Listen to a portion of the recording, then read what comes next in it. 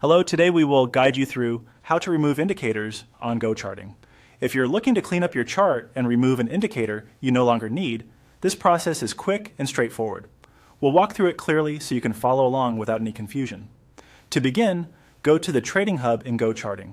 This is where you'll access the charting interface and open the workspace you want to use. If you're starting from the main site, take a moment to make sure you're on the correct GoCharting trading page before moving on.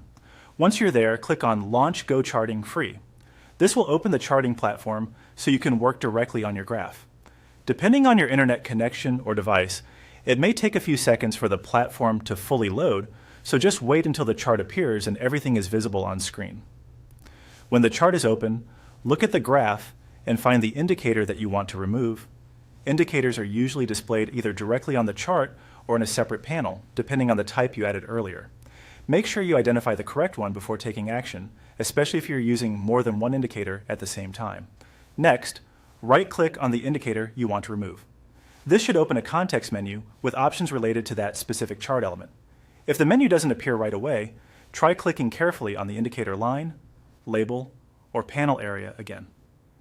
Being precise here can help, especially if your chart has several overlapping tools or studies. After the menu appears, locate the Delete option and click it. As soon as you do, the selected indicator will be removed from your chart. That's it. Your chart should now look cleaner, with that indicator no longer displayed. If you remove the wrong one by mistake, just stay calm and re-add it later using the platform's indicator tools. It's also a good habit to double-check the chart after deletion so you can confirm that only the intended indicator was removed.